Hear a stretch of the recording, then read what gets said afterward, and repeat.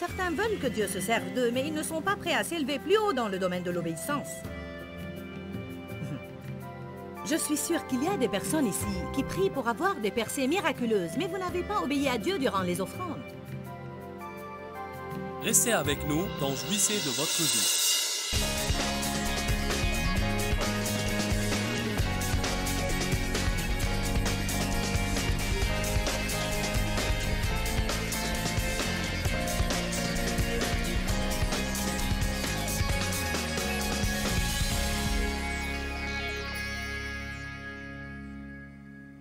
Ecclésiaste 3, verset 1. Il y a une saison pour tout. Et un temps, pas n'importe quel temps, mais un temps pour toute chose ou toute affaire sous les cieux. Il y a un temps pour naître et un temps pour mourir, un temps pour planter et un temps pour arracher ce qui a été planté, un temps pour tuer et un temps pour soigner, un temps pour démolir et un temps pour construire, un temps pour pleurer et un temps pour rire, un temps pour se lamenter et un temps pour danser, un temps pour jeter des pierres et un temps pour en ramasser, un temps pour embrasser et un temps pour s'en abstenir, un temps pour chercher et un temps pour perdre, un temps pour conserver et un temps pour jeter, un temps pour déchirer et un temps pour recoudre, un temps pour garder le silence, et un temps pour parler, un temps pour aimer, pour haïr, un temps pour la guerre et un temps pour la paix. Il y a un temps dans votre vie où il est normal que vous suciez votre doigt ou une tétine, que vous buviez un biberon, que quelqu'un vous attache les lacets et vous donne à manger avec une cuillère. Mais quand cette saison est terminée,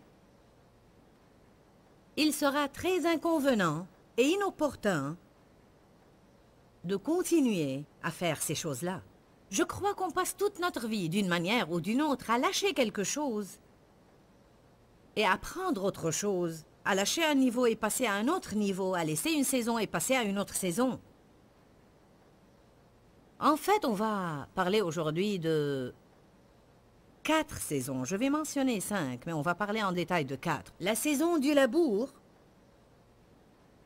la saison de la plantation des graines, la tente, le désherbage, la récolte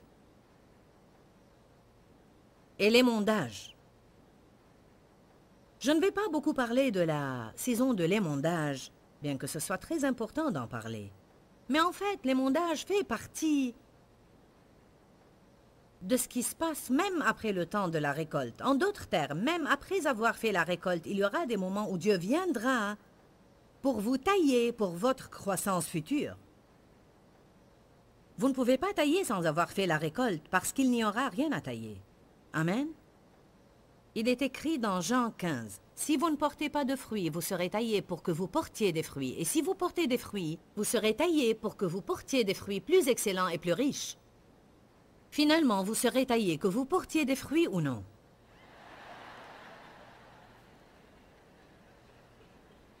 En d'autres termes, tout être humain va passer toujours par des moments où Dieu viendra avec ses cisailles pour couper les sarments morts en lui et couper ceux qui vont dans la mauvaise direction. Quand on taille une plante, elle semble désagréable à voir. Elle semble comme si vous l'aviez tuée. Et quand Dieu nous taille, on sent qu'il nous tue. Parce qu'il coupe habituellement des choses que nous aimons garder. Parfois, il taillerait de bonnes choses, mais dans le but qu'on puisse porter des fruits plus excellents et plus riches. En d'autres termes, Dieu ne vous laissera jamais tranquille. Tant que vous êtes dans cette chair terrestre, vous n'allez jamais arriver sans avoir besoin de plus d'ajustements. Bien, en ce qui concerne les saisons de notre vie, on pourrait être dans différentes saisons, dans différents domaines en même temps. En d'autres termes, je pourrais passer par une saison de labour dans un certain domaine de ma vie et dans une saison de récolte dans un autre. Je pourrais être en train de récolter dans mon ministère alors que Dieu est en train de labourer quelque chose dans mon mariage. Ou je pourrais passer par un moment de plantation dans un certain domaine de ma vie, et pendant que je sème des graines dans ce domaine-là, sachant que la plantation des graines est équivalente à obéir à Dieu, et pourtant en même temps et en d'autres domaines, je pourrais passer par une saison d'attente dans laquelle le Seigneur ne me demande que d'arracher les mauvaises herbes seulement, ou me débarrasser de tout ce qui est mauvais, pour que les graines puissent grandir. Alors, il y a une saison pour tout. Il y a un bon temps et un mauvais temps pour toute chose sous le soleil. Et quand on devient suffisamment mûr pour pouvoir discerner les saisons dans notre vie, c'est une bonne chose. On aime la récolte. Mais vous n'allez jamais récolter sans labourer, planter, attendre et désherber. Se précipiter pour passer d'une saison à l'autre cause des problèmes. Depuis quelques années dans notre État, Missouri, il faisait bon tout l'hiver. On a tous pensé que c'était super, béni soit le Seigneur, pas d'hiver. Alléluia! On croyait que c'était super, jusqu'à ce qu'on a découvert qu'il ne faisait pas suffisamment froid pour tuer tous les insectes. Certains essayent de garder le confort et la chaleur tout le temps dans leur vie, mais le problème est que les bestioles ne seront jamais tuées. Bien, 20% d'entre vous savent de quoi je parle. Alors, nous avions des coccinelles dans toute la région, et je suis sûre qu'on en avait des milliers dans notre maison. En réalité, elles étaient partout. Nous avons besoin des changements de saison. Mais pourtant, elles nous effrayent. Et nous la résistons. Prenez la Cantique des Cantiques, chapitre 2. Cantique des Cantiques 2, 11.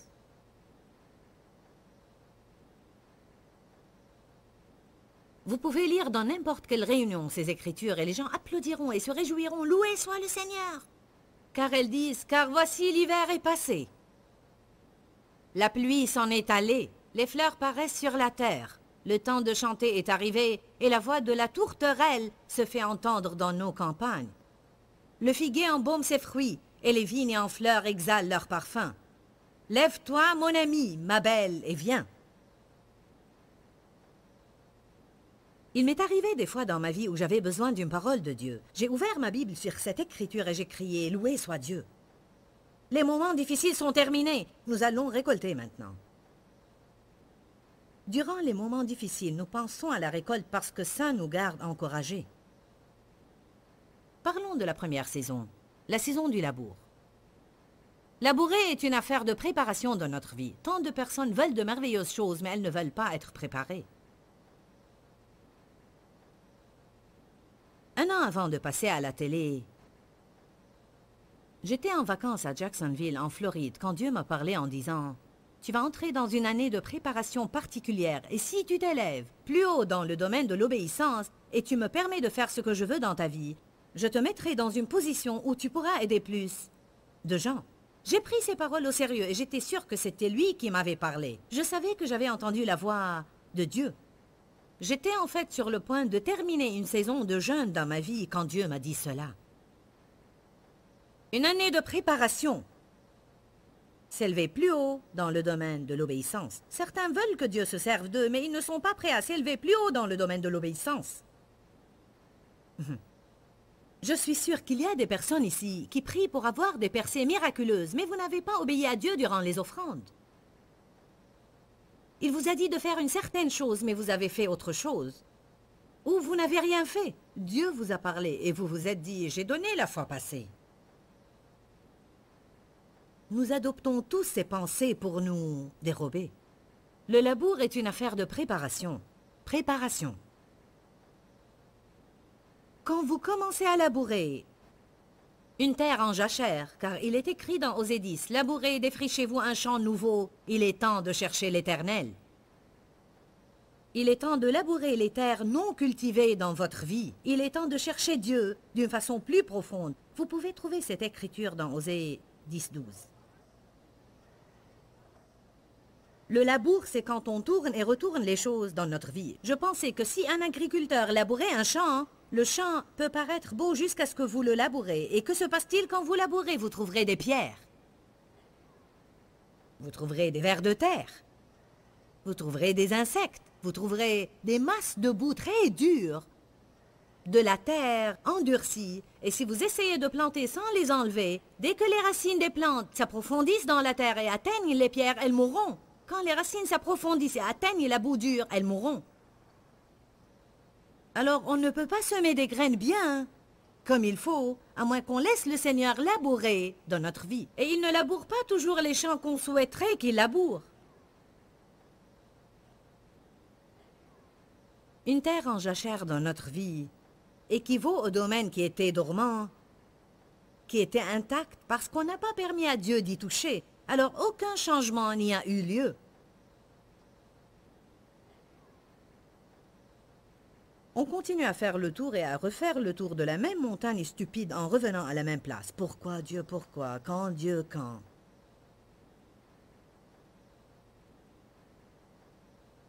Le labour fait tourner dans notre vie les choses qu'on préférerait ne pas toucher. On les enterre et on continue notre chemin. Il y a tant de personnes qui ont enterré beaucoup de choses. Un péché caché, des choses du passé desquelles on s'enfuit et qu'on ne veut pas confronter, des attitudes qu'on couvre et pour lesquelles on cherche toujours des prétextes. À chaque fois qu'on cherche un prétexte, c'est qu'il y a quelque chose qu'on ne veut pas confronter. Je sais que mon attitude est mauvaise, mais je ne suis pas bien. Alors vous ne confrontez pas ce que Dieu veut. Je ne devais pas agir de cette façon, mais j'ai eu une journée difficile. C'est une excuse et vous ne confrontez pas ce que Dieu veut que vous confrontiez. Il m'est difficile d'être soumise car j'ai été abusée par les autorités dans ma vie. Ce n'est pas une raison valable pour que vous n'appreniez pas à être une personne soumise. Je sais car je l'ai expérimenté. Seigneur, j'ai peur, j'ai peur, j'ai peur. Luc 9, 62 dit, « Une fois vous mettez la main à la charrue,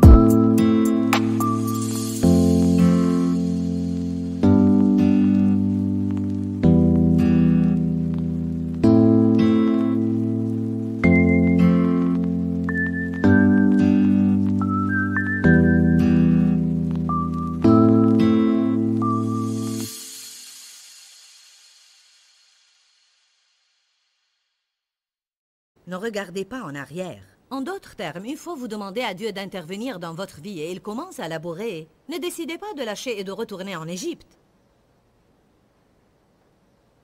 Les Israélites voulaient atteindre la terre promise, mais dès qu'ils ont atteint les déserts, à chaque fois qu'ils confrontaient une difficulté, ils voulaient retourner en Égypte. Mettez la main à la charrue et ne regardez pas en arrière. Dites, je vais avancer. Je vais coopérer avec l'Éternel. Il va labourer ce champ. Nous allons semer quelques graines dans ma vie. Je vais passer par la saison d'attente et de désherbage. Je vais récolter et je ne vais pas abandonner durant l'émondage. Je ne sais pas ce que vous voulez, mais moi, je veux la plénitude de Dieu dans ma vie. Je ne veux pas avoir juste une partie de ce que Dieu veut que j'ai. J'aime ce que l'apôtre Paul a dit. Je cours pour tâcher de saisir le prix, puisque moi aussi j'ai été saisi par Jésus-Christ. Jésus est mort pour qu'on soit libre et on va être libre. En fait, il n'est pas mort pour qu'on ait une vie médiocre, difficile, misérable et dure. Ou pour qu'on ait de mauvaises attitudes, ou qu'on soit plein d'amertume, de colère, ou qu'on blâme les autres et qu'on cherche des prétextes pour tout. Il nous veut libres et on ne sera jamais libre à moins qu'on soit libéré de nous-mêmes.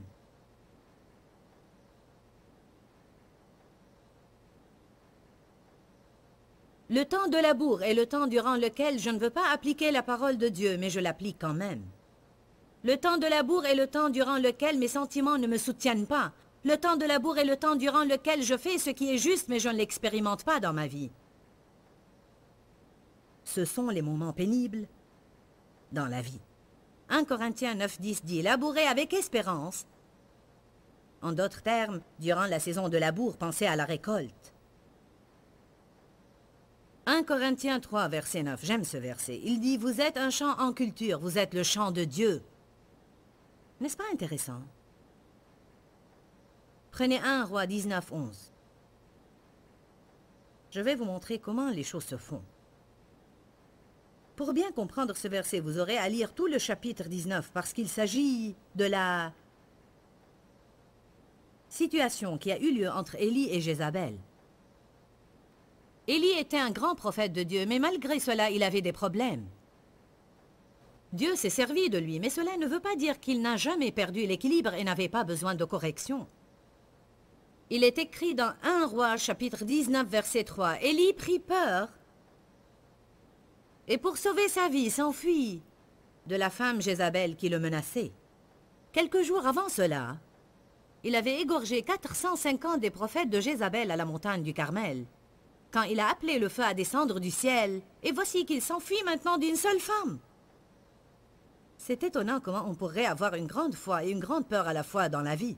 C'est bien d'être plein de foi, mais Dieu confrontera notre peur. Puis il est écrit dans le verset 4, « Puis il alla dans le désert, où après une journée de marche, il s'assit sous un genêt et demanda la mort. » Il avait une mauvaise journée. Il était déprimé et confronté en fait à un esprit de suicide. « Seigneur, je ne veux plus vivre. Si c'est ça la vie, je ne veux plus la vivre. » Il avait remporté une grande victoire depuis quelques jours. « Waouh! Gloire! Que le feu descende! » Il est étonnant comment parfois, après avoir remporté nos plus grandes victoires, quelques jours passent et on croit qu'on vit nos plus grandes défaites. Tout cela est en relation avec ce que j'ai partagé avec vous dans notre première session sur le dénuement et l'abondance. Être content dans toute saison, et c'est ce dont on parle, le contentement et la satisfaction. Je fais une série sur ce sujet, et on a à être satisfait durant les saisons de notre vie, non seulement quand on vit dans l'abondance, mais aussi dans le dénuement. Il avait vaincu au Mont Carmel, mais maintenant il a un problème. Il a déprimé, et il a voulu mourir et se débarrasser de son serviteur. Puis un ange est venu le servir. Je remercie Dieu pour ses anges. Et là, il entra dans la caverne et il y passa la nuit. Et voici la parole de Dieu lui fut adressée en ces mots. « Que fais-tu ici, Élie » Dieu vous a-t-il jamais dit cela?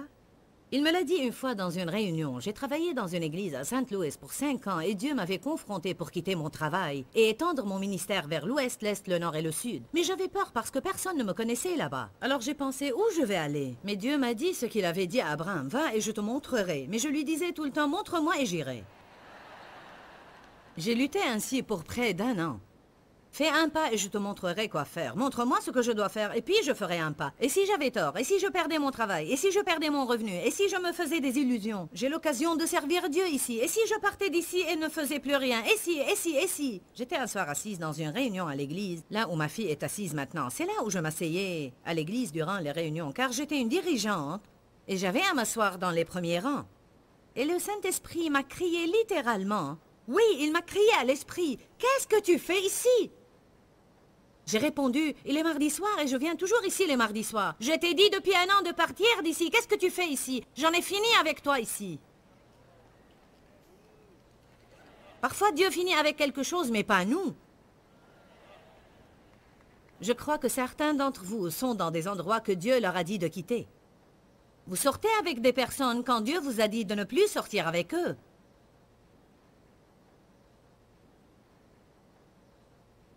Vous continuez à aller à des endroits quand Dieu vous a dit de ne plus y aller. Vous continuez à regarder des choses à la télé quand Dieu vous a dit de ne plus les regarder. Vous ne voulez pas que je parle de cela.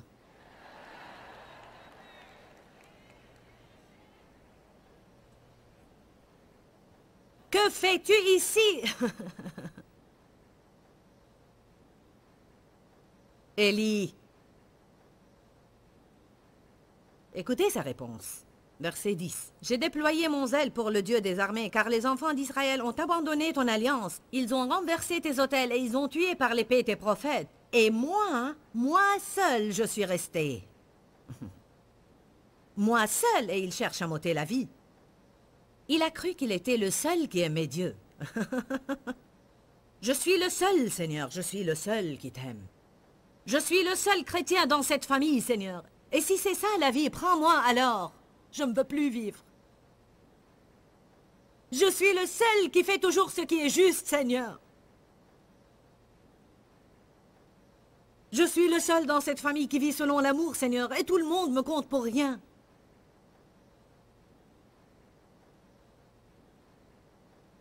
Mais après, dans 1 Roi chapitre 19, regardez avec moi le verset 18. Dieu a dit, « Mais je laisserai 7000 hommes en Israël, tous ceux qui n'ont point fléchi les genoux devant Baal et dont la bouche ne l'a point baisé. » Élie, tu crois que tu es le seul qui m'aime, mais laisse-moi te dire quelque chose. J'ai épargné 7000 hommes que j'ai gardés pour moi-même. Alors ne pense pas le plus grand bien de toi-même. Continuons à lire car je trouve que c'est intéressant. Verset 11. Je suis resté, moi seul. Il avait peur, il était déprimé et il voulait se suicider. Personne ne t'aime que moi, Seigneur. Et Dieu disait, il faut qu'on laboure un peu ici.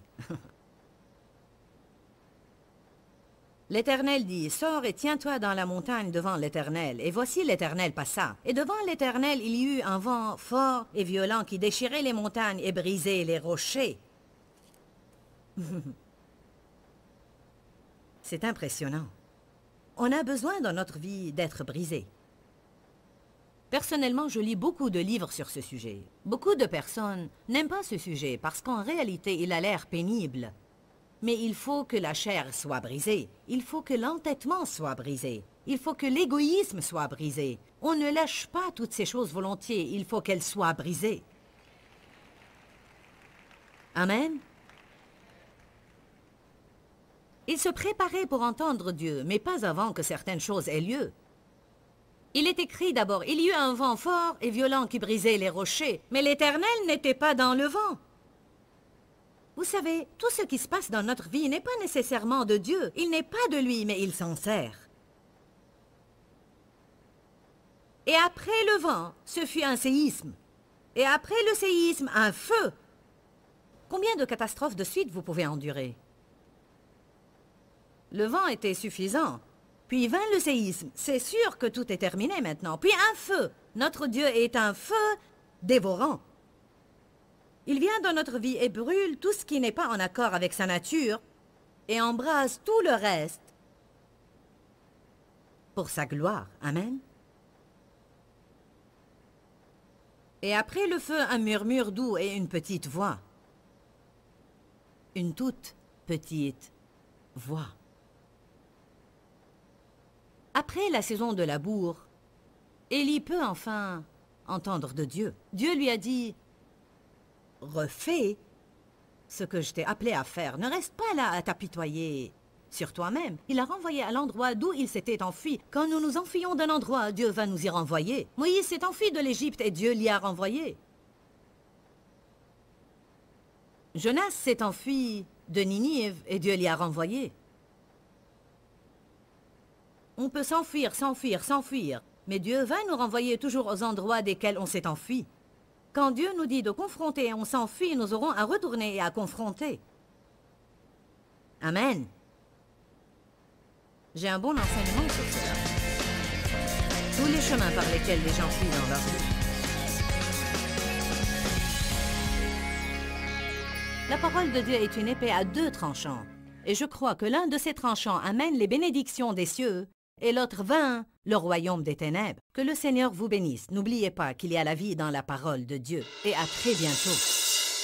Dis-leur que je les aime. Dans ce livret, Joyce Meyer donne une révélation de l'amour de Dieu pour nous. Pour obtenir ce livret gratuitement, écrivez-nous à Joyce Meyer, boîte postale 40095-6300 Larnaca, Chypre. Ou bien visitez notre site web www.joycemeyer.org/fr.